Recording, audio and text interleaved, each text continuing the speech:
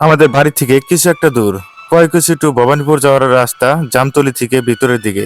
এই রাস্তাটার কথা অনেকটাই ভাবি যে এটা কোন দিকে গেছে, কিন্তু কখনো যাওয়া হয়নি।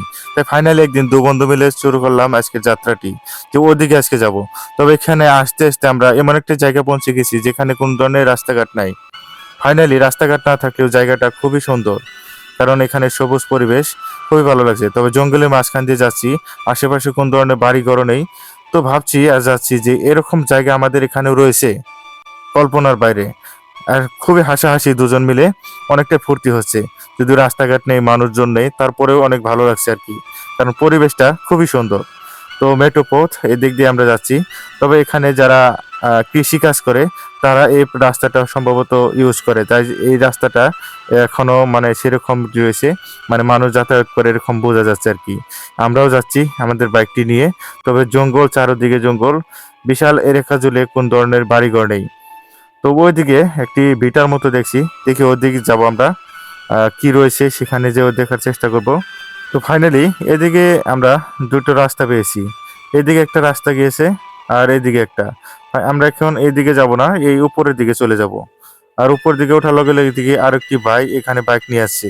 আর এই বাইকটি আমাদের মতো ফেসে গেছে, কারণ ওদিকে কোনো রাস্তা নাই, এরা যেতেও পারবে না, নিশ্চয় ঘুরে আসতে হবে, এটাই সিদ্ধান্ত।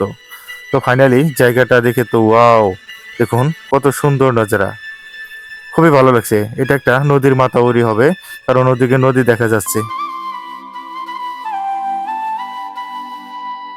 সত্যি আমরা টাউন বা শহর এলাকায় যতই সুখে থাকি না কেন, তার থেকে বড় সুখ হয়তো এই মেঠো পথ, এই মাটির জীবন, মাটির ঘরবাড়ি, এই সুন্দর পরিবেশ। কারণ এই খোলামেলা পরিবেশে নিঃশ্বাসটা নিতে খুবই শান্ত লাগে। আমরা যারা গ্রামে বড় হয়েছি তাদের কাছে এগুলো জায়গা অনেক ভালো লাগবে। যদিও শহরের যানজট থেকে এই জায়গাটা অনেক কোলাহলবদ্ধ, সুন্দর নিরিবিলি একটি পরিবেশ। মন শান্ত করার জন্য খুব সুন্দর পরিবেশ। এখানে আসলে পরিবেশের সঙ্গে নিজেকে মিলিয়ে নিলে একদম ফ্রেশ হয়ে যায় মনটা। খুবই সুন্দর, আকাশে বাদলগুলো উড়ে যাচ্ছে, আর এদিকে সবুজ পরিবেশে গাভীগুলো গাছ খাচ্ছে। খুবই সুন্দর একটা নিরিবিলি পরিবেশ।